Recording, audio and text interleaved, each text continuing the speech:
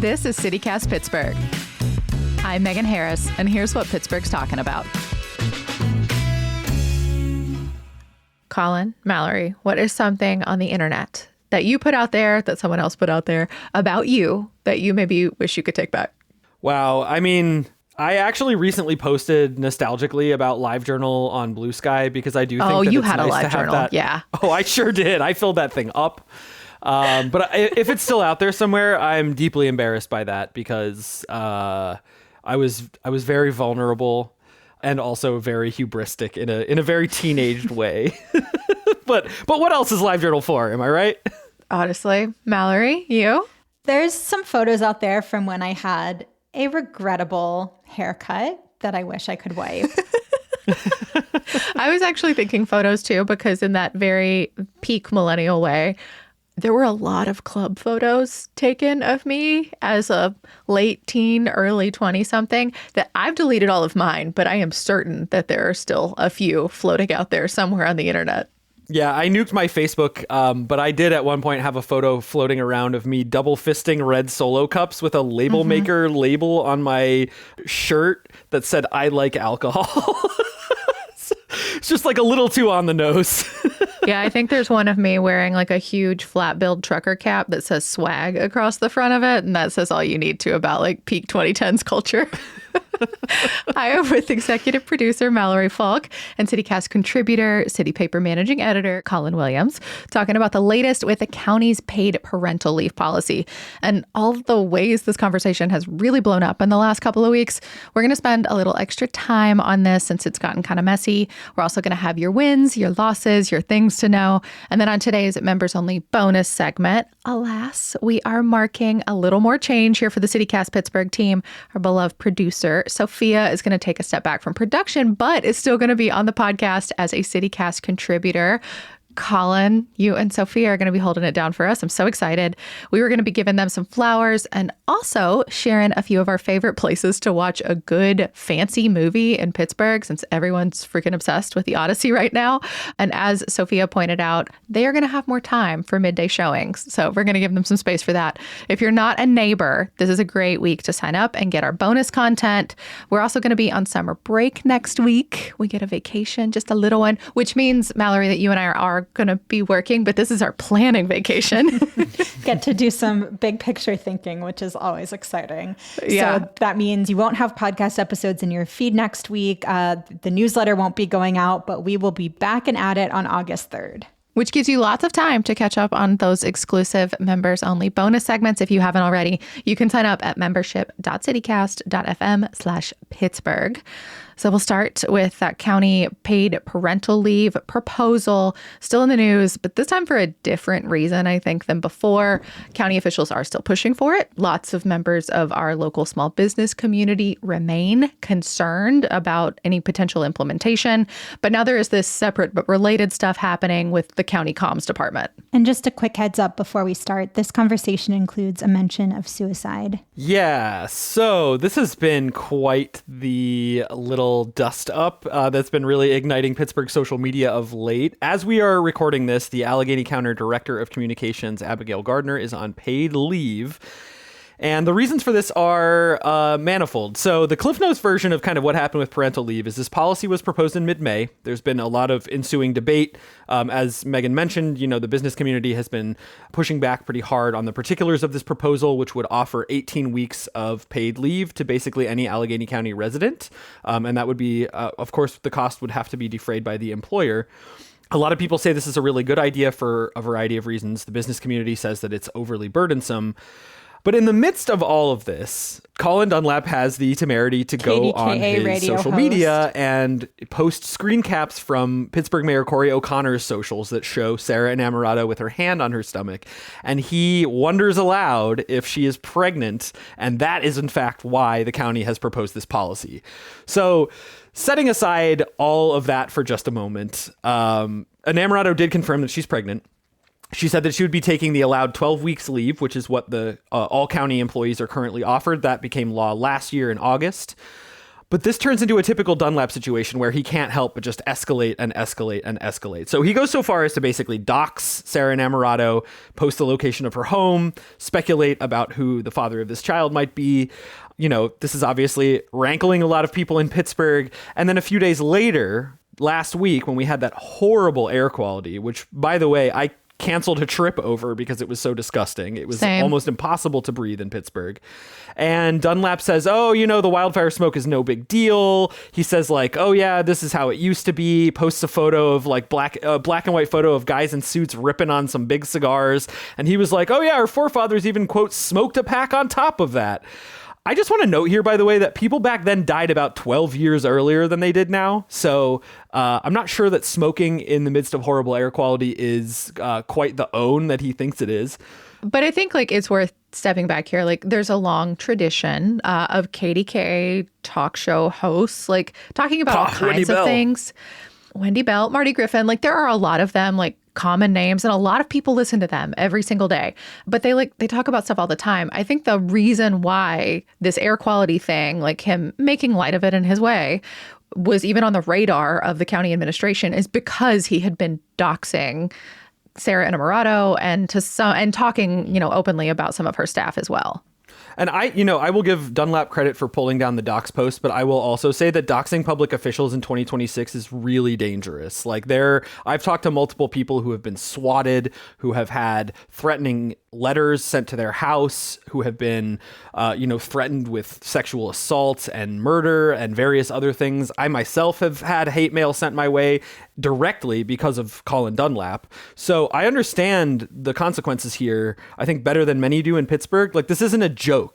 And he consistently has treated this like a joke. So, of course, after this, county communications director Abby Gardner has basically had enough. So she goes to her personal social media and unfortunately made the choice to wear a county polo, which was perhaps not the best optics.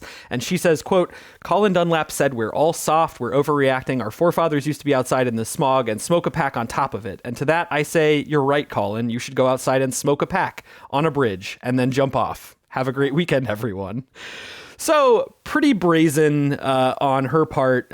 She has obviously been placed on leave because of this. The county put out a statement on the 20th saying that they're going to conduct an internal investigation of whether or not this was a violation of social media policies.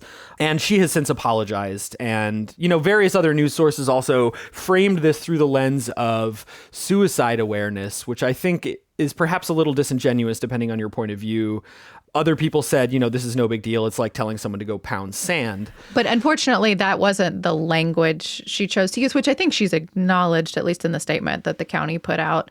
But the lens you're talking about, Colin, is 911 dispatchers. Like, that's the piece of this that I think really raised the hackles of a lot of people that listen to Colin Dunlap, clearly, because dispatchers, 911 operators are really sensitive to this issues. Suicide rates are really high among this job. According to studies by various organizations, WPXI reported on it earlier this week. And I guess the department here in Allegheny County lost one 911 operator to suicide earlier this year, and a second person made an attempt on their own life. It's very top of mind to the county right now. And I think everyone's very sensitive to any mention of suicide, especially from within their own ranks. I just want to pause here real quick and just say, if anybody listening to this is disturbed by this content, or if you're experiencing, thoughts of suicide or self-harm, please call 988. The hotline exists for a reason. Suicide is not a joke. Mental health is not a joke. These are things that should be taken seriously and treated with care. So, and I think in the spirit of that, I don't think that, Gardner's post is maybe the most careful way of handling this sort of rhetoric. But there are several issues here, zooming out back to this parental leave policy. And I think one of the first things that really stuck with me about this is everybody should know at this point that you don't speculate about someone else's pregnancy. It's an incredibly invasive thing to do. I mean, my God, I feel like that's a just basic politeness rule, right? Well, and I think his justification of, this affects, the reason I can ask this, the reason I can speculate on this is because, is this the reason there's this push for a paid parental leave policy?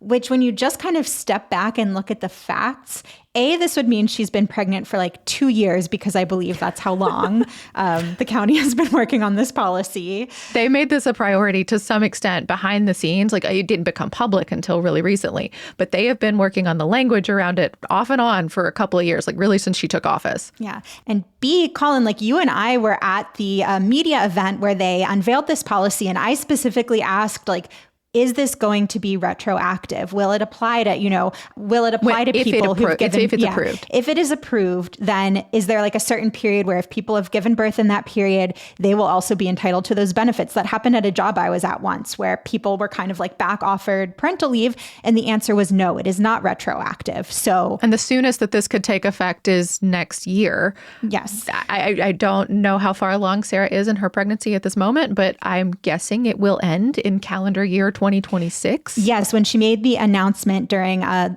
quarterly address to council, she said the baby is due this winter. So yes, it would have to mean, like, in order for her to have pre-planned this and then benefit from this, it means like a 3-year pregnancy, which is not a real thing. And I think it's also worth pointing out, given the rhetoric around paid leave in general, like well before this dust up, like women can't weaponize. Birthing people cannot choose when they get pregnant. It's amazing to me that so many people I know like spent literally decades trying really hard not to get pregnant. Like that was always in the back of your head. And then when you actually attempt it to start a family in that way, it's really hard and doctors don't know how to help you. It's bananas to me to hear grown-ass men not understand anything about the science behind this and have the audacity to say, with their name out there, although sometimes it's like a keyboard warrior situation, like, well, women are just going to use this to like take advantage of employers. And I'm sorry, that's just not how this works.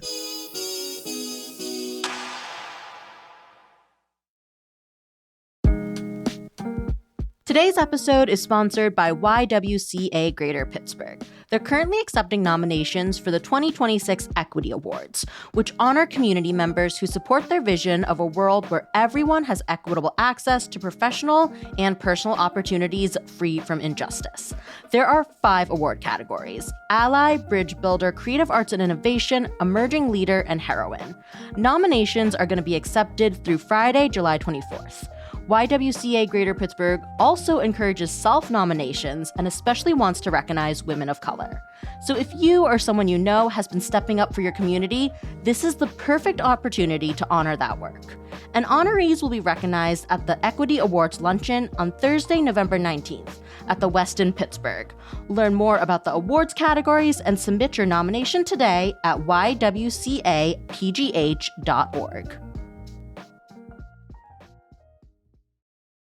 Even on a basic level, even if you don't agree with this policy, it's just in incredibly poor taste. And I also think this just raises a number of questions, right? Like, how much privacy are public officials actually entitled to? I mean, I think that there are legitimate questions to be raised about health. Like, for example, when a prominent member of the United States Senate has not been seen in public for 2 months and will not answer any questions except in writing. That raises some interesting questions.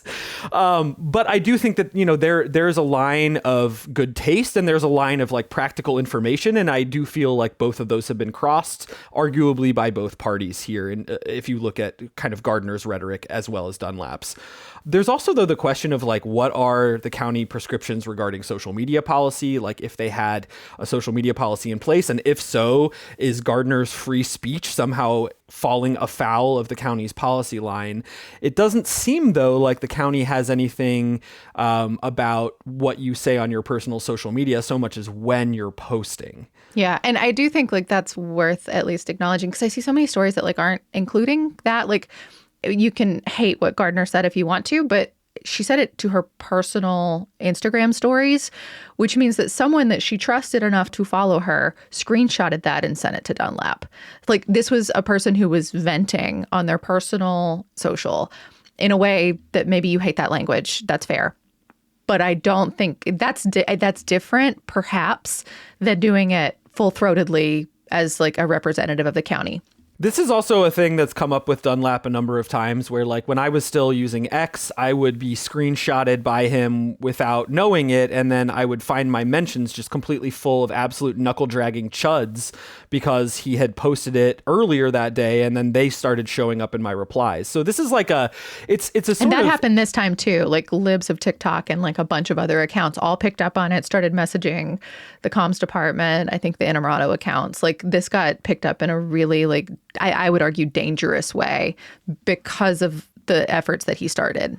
There is a whisper network, I think, among certain Pittsburgh social media users that encourages this stuff to be shared. And by the way, hi, Colin, if you're listening, I look forward to reading your idiotic reply guys' notes to me later on. We should note Colin and Colin have gone to bat before against one another. Colin, I don't actually remember why he came for you the first time, but I do recall your note to City Paper about he and Marty Griffin a couple of years ago.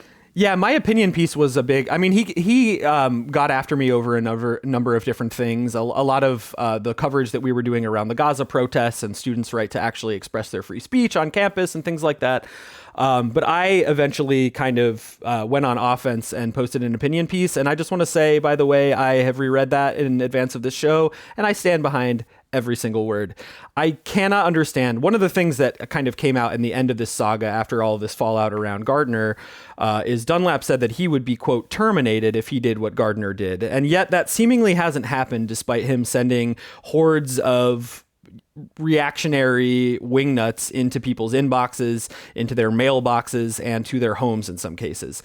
These are people who have messed with other people's lives and seemingly face no blowback for it. So I guess that's maybe a selling point for some of the people on right-wing talk radio, that they can generate these tempests in a teapot kind of at the snap of their fingers. But, you know, KDKA radio unfortunately has a long history with this type of behavior. So it's clearly not a deal breaker for their employees.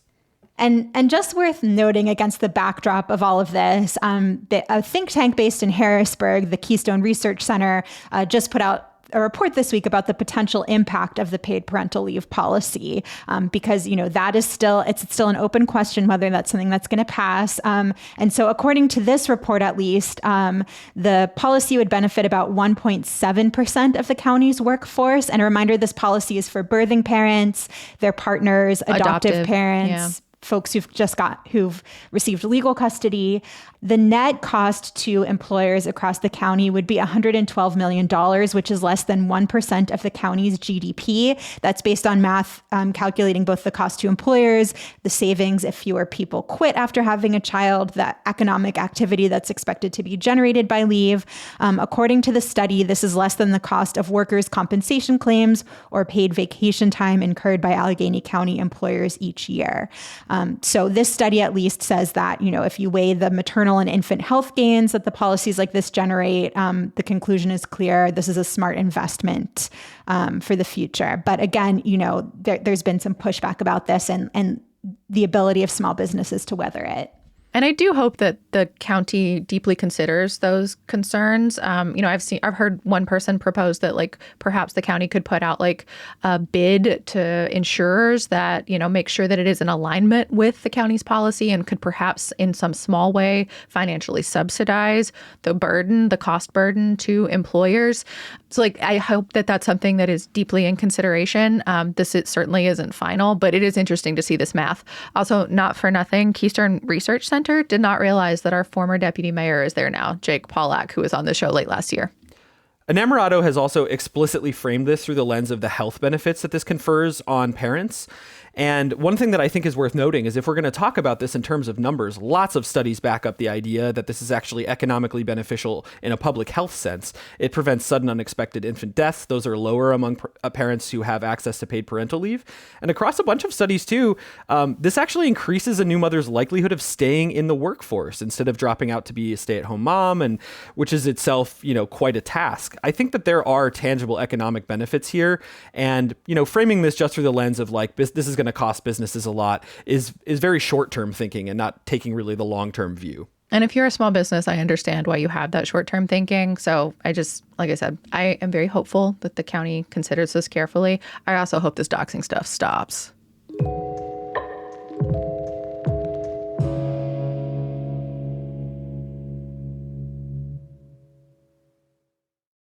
All right, we're back. We have a shout out from a CityCast Pittsburgh neighbor, and I see a couple of familiar names here. So Judy B is taking us to Cranberry today. She's shouting out Maxine's Coffee, says they have great coffee and tea options, plus snacks and baked goods. And that Maxine's also has cozy indoor seating plus outdoor options, which now that it actually feels like fall, which is delightful, and I hope stays that way for a minute. I don't want it. No, fall is for later. No, thank you. Judy B, I will disclose, is my mother-in-law. She's amazing. And Maxine's is legitimately one of my favorite coffee shops in the entire Western Pennsylvania region. It's so good. It's named after a grandma, and the vibes are very cozy in there. Thank you, Judy, for your recommendation and for being a member supporting the show. And me. And supporting Megan. If you want to share your favorite local business, nonprofit, coffee shop spot, whatever, you can do that by becoming a CityCast Pittsburgh neighbor. You sign up, you get lots of great perks, and you get to send us shout outs to read right here on the podcast and include in our newsletter. So you can become a member today at membership.citycast.fm. Also, a very warm welcome to our newest neighbor, John K. Okay, wins, losses, things to know. We're going to start in Market Square because apparently Mallory is clairvoyant. Yes, so in case you missed it, earlier this week, we did a little game that's become a new tradition here when anyone's been on vacation, where when they come back, we give them 2 truths and a lie of like local news headlines. And my fake headline was that there has been a legal challenge to the curfew in Market Square, which I thought was real. I fooled Megan, and that is now a true headline. There is, in fact, now a legal challenge to the curfew policy at Market Square. So first, I just want to say, if I truly can speak things to existence, then next week, I would like to announce that the O'Connor administration is going to share that UPMC is funding $5,000 quality of life checks to go out to every single Pittsburgh resident. Yes, use your powers for good, Mallory. Manifesting that $5,000. Yes, but there actually is now someone challenging that Market Square curfew chaperone policy that we've heard folks fussing about. Yes, and just in case you've somehow missed it, Market Square now requires a chaperone for anyone 18 or under, just certain days and hours. So Thursday to Sunday from 3 p.m. to midnight. This was in response to, concerns about teen takeovers. But it was also right after they redid and reopened Market Square. So it was like nice and new. And then they're like, just kidding, but not for kids. Yeah. And there was like a skating rink in there around the time this got announced. Which seems like a perfect spot for teens. But yes, so this lawsuit was filed by, I saw WTAE reporting saying this is a grandma who says her grandson was pepper sprayed by police in Market Square. I'm not seeing that detail in other reporting though, but this woman, her name is Renee Wilson. She filed this with the Court of Common Pleas. It's now in a federal court. And she's alleging that basically this curfew was implemented like without legal authority, that it was made, quote, without any ordinance, any city council approval, any public notice, or any legal authority. And that she's arguing also this is harming young people. It infringes on freedom of movement, assembly, and that the policy isn't equally enforced. One anecdote that came up here is that she was saying that she saw police ask a boy to leave Market Square, and this person was just sitting on a bench. So people comment about kind of this lack of stuff to do, but there seems to be like a real zero tolerance to just being alone on Market Square in response to this kind of growing moral panic around teen takeovers. Reddit, by the way, Pittsburgh Reddit is full of discussion threads about these teen takeovers. Or just like kids existing in public in general. Yeah, lots of discussion on Reddit. But also this week, there was a town hall in the Hill District where people gathered to kind of talk about what's been happening. The gist, there were young people who spoke there, community leaders. The idea is kind of young people are gathering because they're bored. There's a lack of things to do. Community members and leaders want to provide resources and a safe place for young people to congregate. For what it's worth, Police Chief Jason Lando was there and said the last thing we want to do is have to arrest kids. And I mean, my memory is that when this policy was first enacted, the idea that it was temporary while people like figure out other solutions, but I'm not quite sure where the status of all of that is. This is a nice segue into today's loss, which also has to do with our young people and how they're spending their time. In a survey of 30 states, Pennsylvania ranks last in the number of 18-year-olds, or in the proportion of 18-year-olds that have registered to vote. Only 22% of Pennsylvania's 18-year-olds have registered, which is abysmally low. So the Civic Center looked at these 30 states, and Oregon actually is the top spot. They have 86% of 18-year-olds registered to vote. This doesn't necessarily mean, though, that our young people are civically disengaged. It actually may be more a result of systemic issues. So some of these other states have the ability to pre-register to vote. Pennsylvania has tried to pass legislation to allow teenagers to pre-register, but none of those efforts... Meaning like you register when you're like 15 16. Yeah. Yep. And I thought that was especially interesting because PA Governor Josh Shapiro did implement automatic voter registration at the DMV. So, for example, like the last time I renewed my license, they were like, do you want to register to vote? And I was like, yeah, obviously.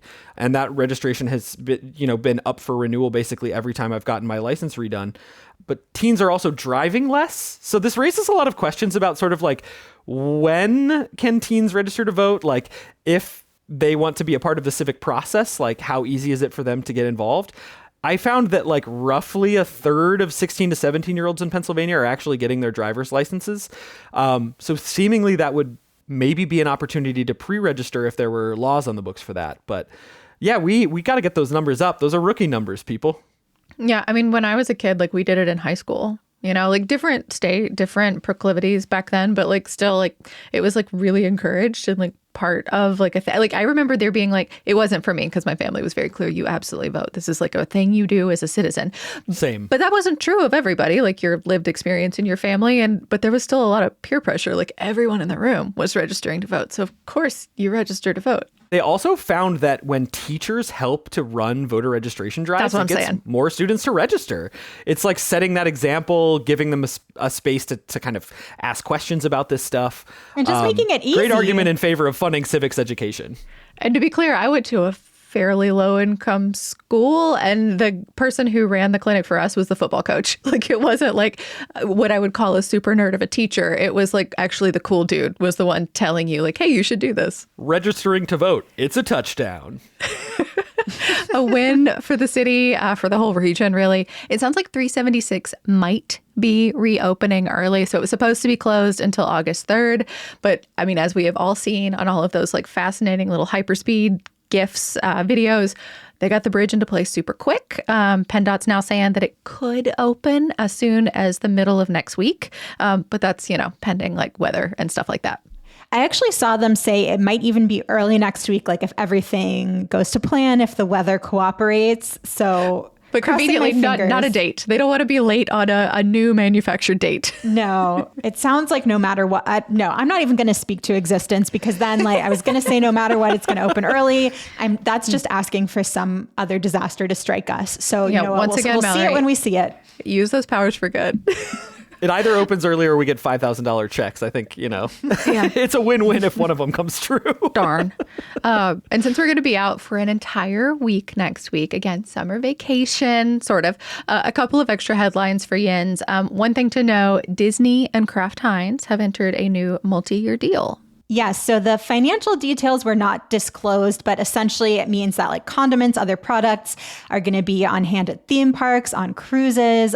Plus there's going to be product placement in Disney content. So, maybe a big old bottle of ketchup in Avengers Doomsday. According to Fast Company, examples of products include Cinderella branded mac and cheese, marshmallow packaging with Olaf from Frozen, nice. The possibility of lightsaber shaped condiment dispensers, a la Star Wars at theme parks. Colin and I both just lost it. I mean, there are so many opportunities for them to like use this, but I feel like it's gonna end up with just like the silliest combinations possible, right? I mean, here's hoping. I'm glad because like when I first saw the headline, I just thought it was going to be like the same way you have at PNC Park, just like a station with like a family sized tub of ketchup. I'm glad they're have a higher vision for this. I feel like when they do crossovers, they really go like super hard. Like the Kate Spade crossover from years ago, where like you literally could wear like the fanciest fuzzy ketchup loafers or like sparkly Swarovski crystal looking like brooches. Like there were all kinds of things on the list. One darker note, but I keep seeing it in my feed because so many people, I think, at least at my age, are very still tied into the Paris Hilton of it all. If anyone else has been following her role for years now, trying to advocate on behalf of assault survivors, particularly around the Provo Canyon School in Utah, I just thought it was worth mentioning that has a deep PA connection. So the school, Hilton went there as a teenager. She alleges that the staff was horrible, that they beat her and her classmates, watched her in the shower, gave her medication against her will. There was solitary confinement, according to reports. This is not just her. This is many classmates. It's been documented over years. The school itself is designed for, quote unquote, troubled youth. And she's been advocating for it to get shut down since 2020. And it worked. So July 17th, the state announced it was shutting down. All services need to be completely gone, like shuttered by August 6th. And the school itself is owned by Universal Health Services. This was buried in every story I read about this. And I'm like, why does that sound so familiar? It's because it's headquartered here in Pennsylvania. I believe King of Prussia, but still, if this is a saga that is familiar to you, of course, there's a PA connection. Man, that troubled teen industry is just full of stories like this, unfortunately. Last podcast on the left had a good series about the troubled teen industry and the ways they've kind of capitalized on essentially torturing teens at the behest of their parents for alleged misbehavior. It's pretty, I'm kind of at a loss for words for the industry at large. It's pretty gross what has taken place under the auspices of some of those schools. And then we will end on a high note. If you are a football fan, or even if you just like black and yellow Pittsburgh things, like fun things to do, Steelers training camp is just about to kick off. It starts on Wednesday, runs through August 17th.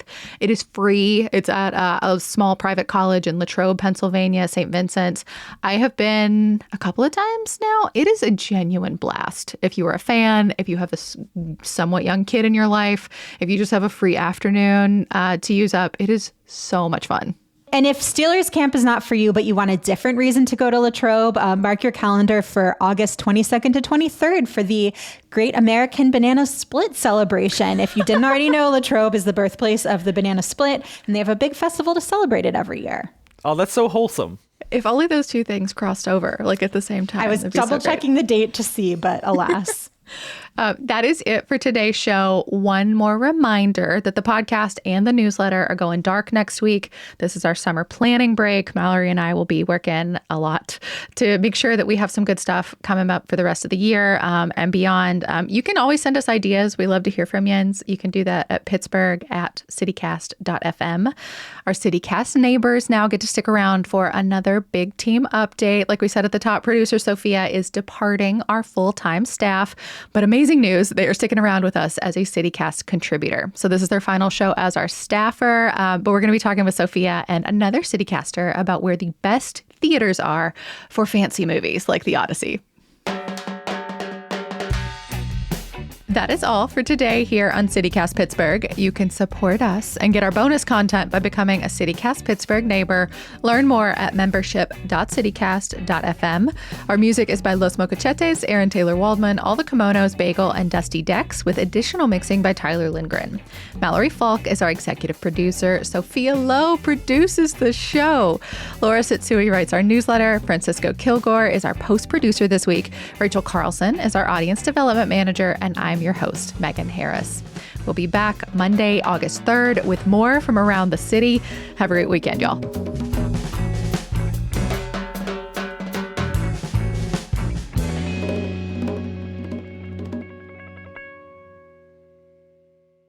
The AI overview of this situation, because is framing it as if Corey O'Connor is the father. So you can't trust God. AI. Oh my God.